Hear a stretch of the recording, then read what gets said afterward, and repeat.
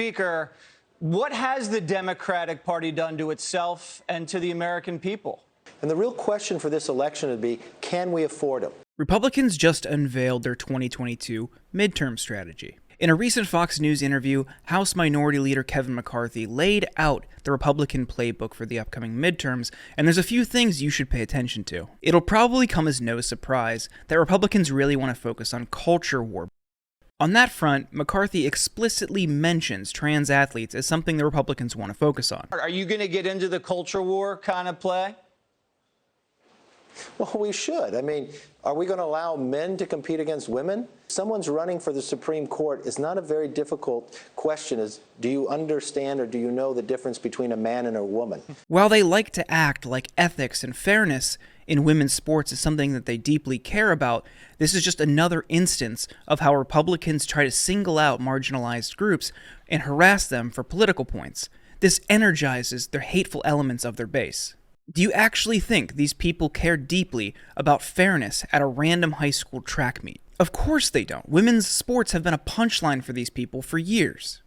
But now there's an opportunity to leverage it for political gain, so they pretend to care about the 800-meter dash at your local high school. Can we afford their policy of defunding the police, making our streets not safe and our schools not safe? Another thing he hit on was defunding the police. This is something Republicans have been whining about for years, despite every major Democrat rebuking even the smallest suggestion that we reallocate some funds from the police into other community investments. Biden himself even shouted, "Fund the police," at this year's State of the Union, which got a standing ovation from Republicans.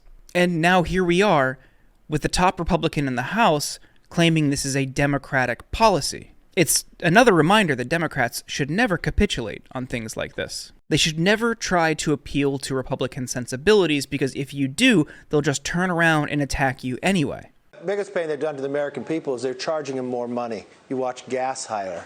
And the real question for this election would be, can we afford them? Can we afford their policies that bring us inflation, that our food costs more, everything costs more? Can we afford their policy of defunding the police? But overall, what they're really going to try to hit on is the cost of living in America, inflation, the national debt, things like that, all wrapped up in this term reckless spending by Democrats. As you surely know, Republicans only care about the national debt when a Democrat is in the White House. They cheered when Trump passed corporate tax cuts that increased the national deficit by over $1 trillion, but they were dead silent during the 4 years when Trump increased the debt by over $7 trillion. They don't care about reckless spending. They only care when it's time to score political points. And if the cost of living is something they actually care about, why not take on corporations right now? Start with the companies who are posting record profits and still raising their prices. Tax these corporations. Call on them to raise their wages. Do literally anything to challenge corporate greed.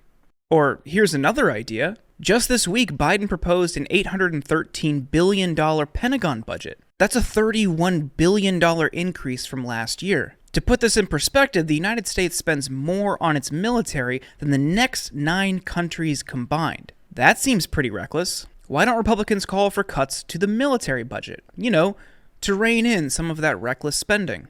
Of course they won't, because they don't actually care. They'll run up a tab shoveling piles of cash to giant corporations in the military-industrial complex and leave you with the bill.